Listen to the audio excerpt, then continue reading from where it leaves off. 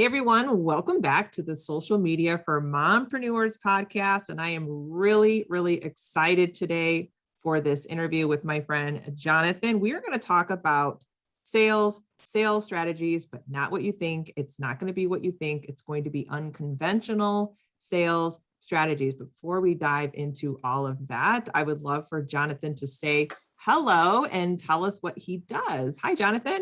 Hello, I am the janitor, the marketer, the salesperson. I'm the CMO of a really cool organization called Penji. As a business is, when you started from the ground up, I was all of those things at one point in time, and luckily I got to a point where I'm able to have an amazing team that's able to do a lot of the really cool stuff. But Penji is an on-demand graphic design subscription where, if you think about it as like a gym membership, essentially we've taken the world of graphic design. One of the hardest things to do is to hire a graphic designer, and we turned it into a monthly subscription. So you don't have to find a graphic designer online. You don't have to interview them. You don't have to question whether or not they could do a job. You simply sign up for the service. You tell us exactly what it is that you want, and then you'll receive it back to you in under 48 hours.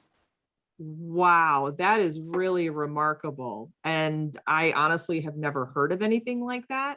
So you're talking about this is like a flat rate monthly fee depending on the size of your business? Correct. Yeah. So the people that we work best with are people who are constantly in need of content. So people who are posting on social media, people who are doing sales tactics and strategies to obtain new clients, people who are trying to brand themselves, whether that's through the aspects of just like general marketing, or whatever it is, advertisements. We work with those types of people that are constantly in need of content. So our services range around $499 a month. You can sign up for 1 month and never talk to us again, although we might cry, or you can sign up for an entire year, and that works the same as well. So we've really kind of turned the way that you think about graphic design on its head to a certain degree. So if the people that are listening out there, I'd like to throw like a very brief challenge, right? I think there's a lot of great DIY type of websites where you can go on to a particular website and you can sign up for the service and you can create everything that you ever wanted to create. That's great, right? And I'd say it works for a very large majority of the population. But there are some people out there who would pay to have more time in their day to do other things, right? Whether that's creating a logo, whether that's creating a content calendar filled with social media posts or blog images of things of that nature.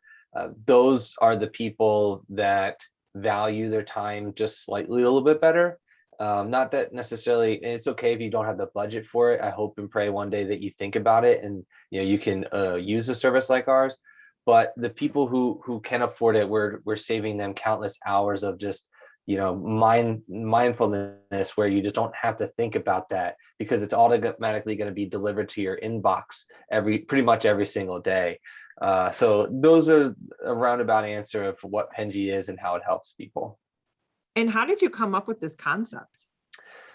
Well, honestly, a lot of the people that are listening right now, I'd probably say that you probably have this issue where you've talked to a freelancer or you've hired a digital marketing agency. Maybe you even hired a friend. Maybe that person was a little unreliable. Maybe their pricing was all over the place. Maybe you just went on like a freelance website and you're just like, hey, I want to do this and I want to create this, and you come up with it and it's great and it's beautiful and it's awesome. But then there's other elements where it's just missing, right? Mm-hmm. So Penji in particular was created off of a need that we had. We were a digital marketing agency working with like clients, multiple clients, and we had so much work that we needed to find graphic designers, and we couldn't find reliable graphic designers. and it was ridiculously hard. We had one graphic designer that was really good, and the rest of them were kind of just, I would say, mediocre. So we asked other people, our friends, and our at the time our closest colleagues, if what is the biggest problem that you have in business? And for the majority of them, they all said something along the lines of, well, I'm spending a lot of my time doing the marketing for my business, but not enough time on like sales and things like that. So that's when it kind of like the light bulb hit, and we're just like, well, we can serve that. We can service these people. And then after we interviewed close to like 150 people, 200 people, we looked at the data. The data told us that this is a viable, thing to go after. And then we just said, you got to do it. So that's that. I love that. And you said something kind of key, and I hear this often in the entrepreneurship world, and maybe you'll agree or disagree. But a lot of times being an entrepreneur, you're always trying to figure out, what can you do? What can you put out there in the world to help people? And you said something really key is you did the market research, interviewing and asking people before you even created it. And do you Yeah. feel like that is something that people really need to do? I know we're kind of getting off topic a little bit, but I think that's really key. Like, you have to figure out what your audience wants first, and then you create it. And do you feel that people start backwards? Yeah. Well, so I think it's still relevant, right? So when you are creating a business, you start off with passion, right? Mm-hmm. And you're like, yeah, I'm just looking at your background. Like, I want to help every mom on the planet create the best possible trip to Disney World, right? And you're like, well, I'm thinking about it because I love Disney. And, my favorite movie is Wall-E, which it is, by the way. And that's Pixar, not Disney. I get it. Okay, don't shame me. But anyways, you think to yourself, I want to create all of this service for moms or for parents that want to go to Disney World. But then you talk to people and you start this business and you do all the things that you need to do, and then you find out that there's absolutely no service, there's no industry, there's no people that actually want it, and people care more about just going online and doing it themselves. Well, you just wasted an F ton of money and an F ton of time, and your business is doomed to fail. So what I would always tell a person is, whether they're doing multi-level marketing, whether they're starting their own business, whether they're creating a blog, for the most part, if you have the problem that you're experiencing, there's a large chance that there's going to be at least 1,000 people that are going to have that exact same issue. So what I would probably do is find the necessary communities, or create the community yourself in order to find those particular audiences. So I'll kind of use, if you don't mind, I'll just expand very briefly about one of the possible things, an unconventional way for you to obtain sales is, if you have absolutely no community, well, create one. You created this amazing community of people, primarily mompreneurs, or potentially individuals that want to start their own business. And what better way to get market research and understand all of these people than to create a podcast about it? And then now you're getting the perspective of hundreds of people that you're interviewing, but you're also receiving the feedback of people that are listening to your show. So now you're going to be listening to your audience, and you're going to be creating content specifically for these people, in which that shows you as the market industry leader. So will you go back to the original example, right? I want to start a business related to creating the perfect vacation for Disney World. Well, I'd probably start a YouTube channel of some kind, or a TikTok or an Instagram channel that highlights all the secrets to my mom actually really before she passed, she was like obsessed with Disney World, so it kind of is a place near and dear to my heart. But there's like secrets and places to go that you can kind of like hide to like fill up your water, or there's places that you can do to kind of just like relax, or whatever it may be. Find these secrets that like nobody else knows about but you, put them out into the universe and the internet, and see what happens. I mean, that's just like one way for you to capture a very small community. And then once you build that community, you can start to monetize off of it. You can ask them for their email address. You can revert them to your blog. You can start maybe working with brands that are influencer marketing, and you can actually like get paid to make a cheesy post about a backpack because people use backpacks to go to Disney World. I mean, there's a lot of things that you could do, and that's just like a start. If you don't have a community, build one.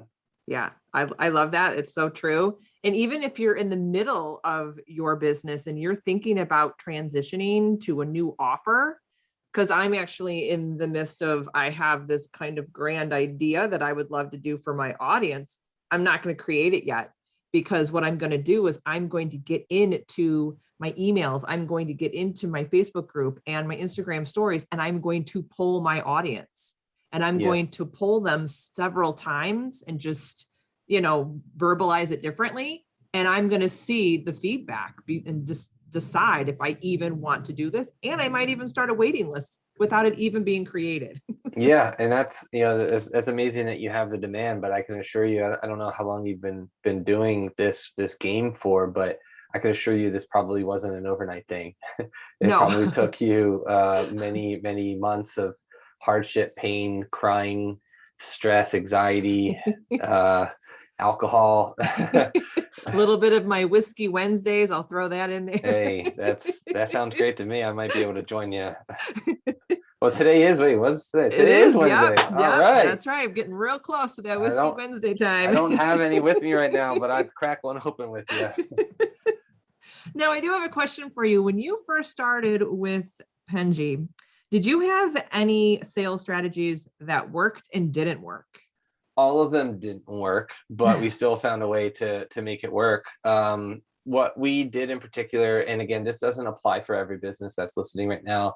I encourage the people that are listening right now to listen to what I'm saying and adapt it to your own style, but do not take this for exactly the way that it's that I'm explaining it to be.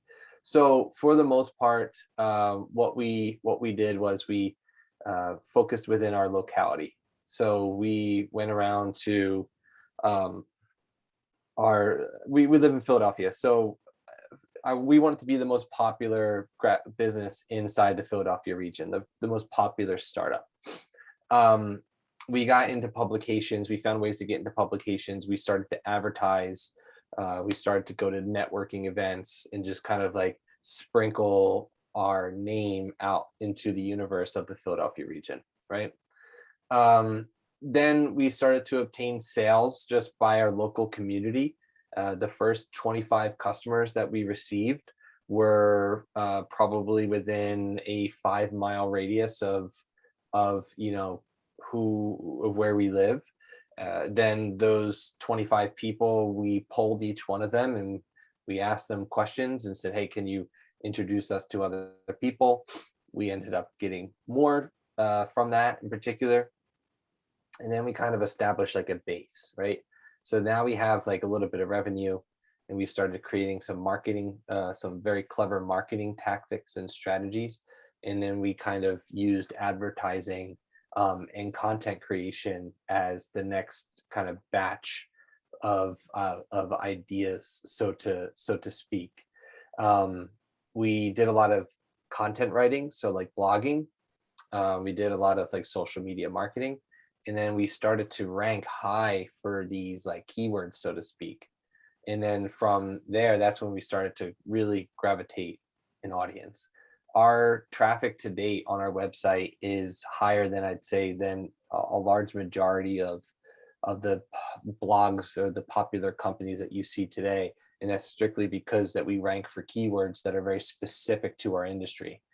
And that's a whole nother conversation. So the people that are listening, I recommend doing your due diligence and researching on SEO. It's a very lucrative thing, especially for bloggers, in order for you to obtain domain authority. And then from there, So we got the sales, then we used advertising from a local level. Then we started writing content in order to help our audience, whatever it may be. Again, using the example of the Disney World thing, that is the definitive guide to saving money on traveling to Disney World, right? And it's like not just like 500 words, it's like 2,000 words, it's like 5,000 words, right? And then and the reason why it needs to be that much is because it's like you want people to go take their notepad and you want them to like have a notepad and your website up at the same time, jotting down the notes, right? Did you have a question or did you want me to keep going? No, keep going. Okay. So so now this 5,000 word thing is built into the universe. You have it on your website or you have it on social media, whatever it is. If you can't afford a website, that's fine. Use it on your social media platform. Then you have like what I call an album, right? The album is like all of the hits. I mean, you can even do this before. You can do it either way, right? You could do it. You could flip flop it if you really wanted to. If you really want to go for the gusto, you know that this is like the thing that's going to drive revenue. Then what I'd probably do is create that album and then have like other singles inside of that. Or you could do it the other way around, where you start to sprinkle a little bit and you do like singles that ultimately add up into your album. So each one of those singles can be its own video. It could be its own little series, whatever it may be. But I'd probably attach other forms of content around that one thing. And then now you have like a YouTube channel of some kind where people are starting to like pay attention to you as like the expert. You are the person to be, all things saving money at Disney World, for example. And then you're just going to rinse and repeat. You're just going to continue doing that. I'd probably suggest to people that maybe you create like a Patreon page where people can sign up and partake in a monthly subscription if you don't have the technology to do so. You can also find ways to collect money using like a email. When you get their email address, that's probably the most like golden thing that you could possibly achieve from an audience. Get their email, market to them, go up to your local small business, go up to a smaller brand. Hey, I have moms that range between the ages of 35 to 55. They listen to my show. They love X, Y, and Z. And I want to give them, I want you to have access to my audience for a cost of X. There is, and if I'm a business owner, that's why I'm on this show, right? Like I don't just like jump on things because I'm bored. I want to like I truly believe that the people that are on this show are the people that could potentially be potential customers. So like Right. as much as I am a nice person, I like to think that my ex-girlfriends probably would say otherwise, but I would say that like for the most part, I love helping people, but I would be lying if I said that I did this for fun. I want to get our name out there and I want people to know who Penji is. So that's just like the thought that I think most people should have when they're trying to start their business or when they're trying to obtain sales. Now, I want to go back to something that you said that kind of popped out in my head is you mentioned, you have your community and you're building authority or you're building credibility. In your opinion, do you think as a business owner, at some point, you need to have your own, I guess I would say, platform, the way you deliver your content and not depend solely on social media? I think I think yes and no. I mean, I see why you would ask that question. I do understand why I understand the question being asked. At the end of the day, I would say yes. And then because it's important to have like emails, like right now, if you were to, and this is why I think you're really smart in creating a podcast. If all the social media platforms were to go down, you still have the podcast, you still have an email group. hopefully within your Facebook group and community, you're able to obtain their emails as well. That way, if God forbid Facebook were to be obliterated, you'd be able to say, hey, we can't listen to on Facebook anymore, but you can still listen to it on Spotify. Okay, well, Spotify goes down. All right, well, you'll be able to listen to it on Stitcher or whatever else it is. So there's going to be somewhere that you can obtain viewership and authority in. That leads me to another question is, wait, that was the yes, why you should have your own platform. The no is, in the beginning, I don't think it really matters. You're trying to figure out what works. So I'd say probably the first like 1 to 2 years, you're still just trying to figure out who the hell you are as a human being and what sticks. And hopefully by that time frame, you'll be able to understand like, what works, because you have the analytics to help you. I'm really glad you said that, because I agree with you on your answer. And I did it backwards. So when I started my whole being an entrepreneur, 5 years ago, I built a website. Yeah. But it's funny because you don't need it in the beginning because I don't have a community. Yeah. Who's gonna, I mean, I can be as SEO as I want, but they don't know who I am. Yeah. So I would challenge that very briefly. I actually think that you probably did do it right, because if you have the vision of like, hey, I want to build this into a website one day, then I'd say buy the domain name now, right? And then just like upload it into the universe, because Google loves websites that are old. Even if you don't have much content on the website as a whole, the fact that your domain name exists is already a benefit.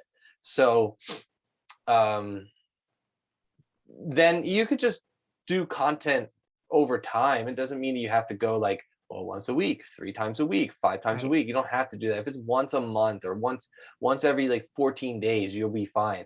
But the fact that you're just creating things and it's related to the idea, I think I'm going to assume that's actually why you're successful, because you did it that way. You had a vision from the very beginning, and then it turned into other things, aka podcast, Facebook group, etc. But now you have that domain authority within your website that gives you a little bit more leverage. Yeah. And I also have multiple domains that point to the same thing, because you never know if you change. My website's Boss Lady in Sweatpants, and the podcast is Social Media for Mompreneurs. But as I build and grow my brand, eventually I'm going to want to switch to my name. So I bought the domain for my name eventually. Yeah. I mean, it's the dream. I mean, it definitely depends, but there's really no right or wrong answer to stuff like that. I mean, I kind of like Boss Lady in Sweatpants personally. If I could just give you, you know like what, I get compliments on it all the time, and a lot of moms are like, "Why didn't I think of that?" So I'm like, it's gonna stay because it resonates with my audience. It definitely does, for sure. And at the end of the day, what I've realized, and this isn't a shot at you or anything like that, but at the end of the day, I don't think people care about the name of the person. They care about the information, because there's so much content that is out there. Like if I were to become like a social media influencer, nobody will be able to say my last name. People would not be able to spell it right. So like, what's the point, right? So at the end of the day, it's like, oh yeah, you're the guy that does graphic design, or you're the person that loves Disney. Like they'll come to that more so, in my opinion, than they would remember the topic more than they would remember the name. That's just my personal opinion. I think you're dead on there, because most people know my obsession and love for Loki, and Loki is actually used in my branding and how I teach Instagram, and people know that.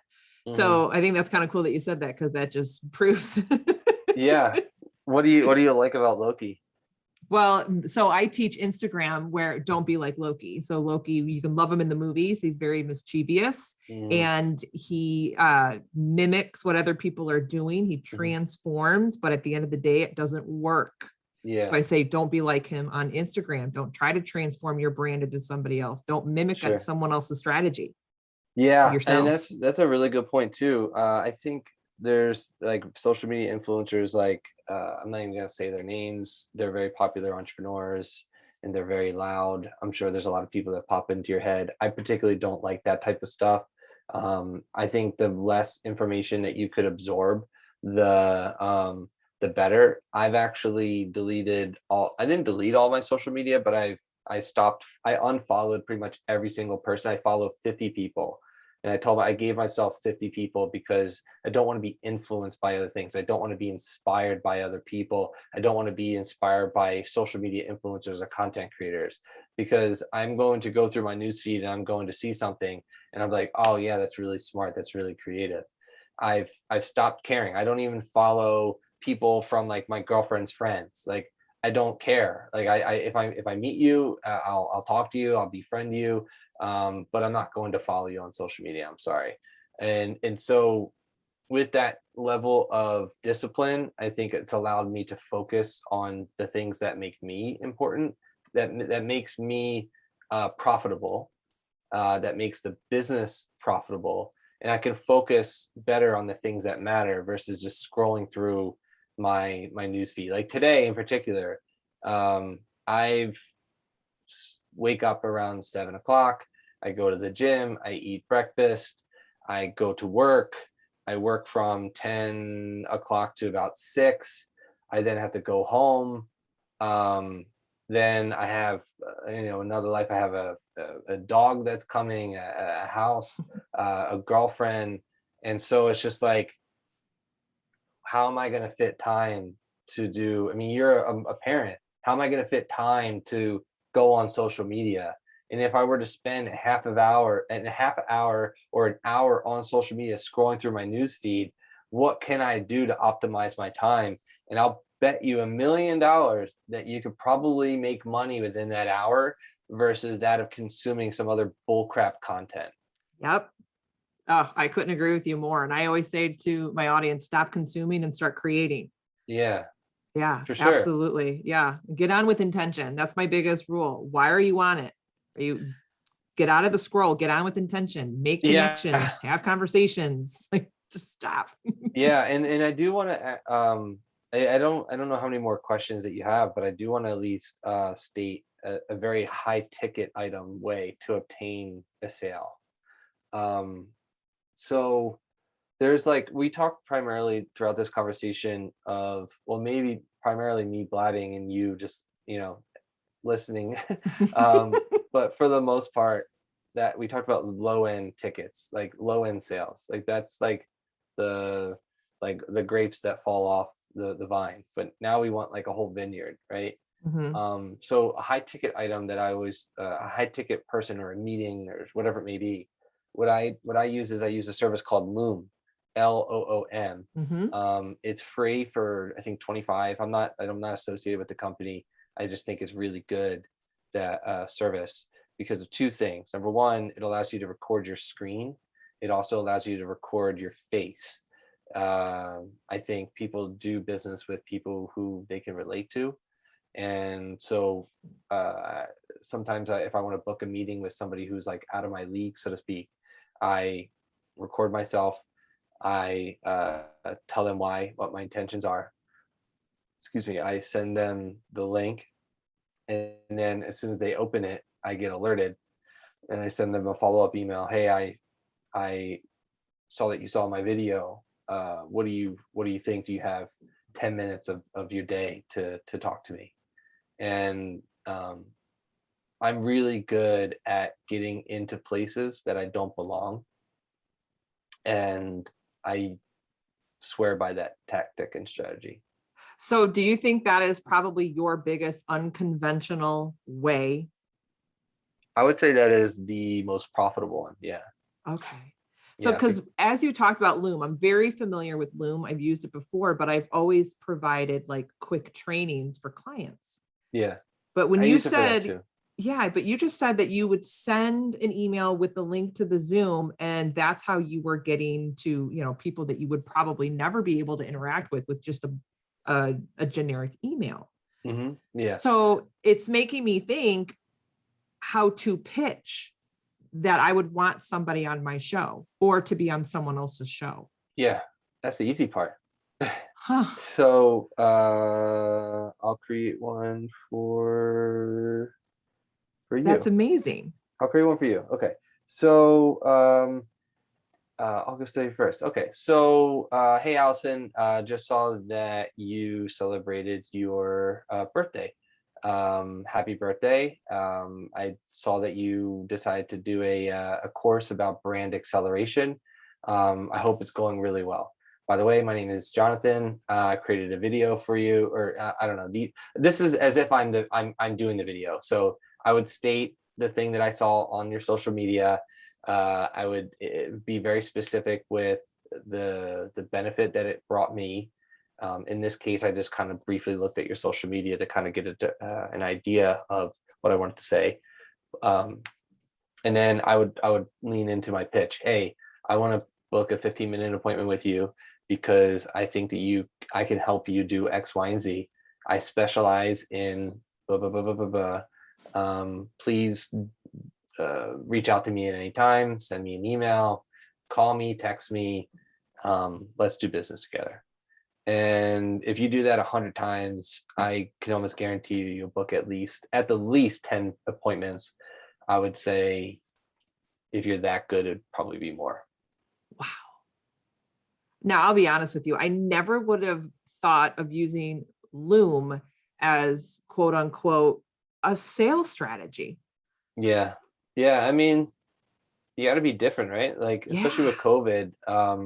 What I would do sometimes to get like really good appointments is like, I'll give you one example. There's this one guy that that is like a really big baseball fan, right? So I knew that his favorite, because I stalked. So you have to be a creep, basically. I'm just a glorified creep, so it's fine. So you go on their social media, find out that they really love, wine, right?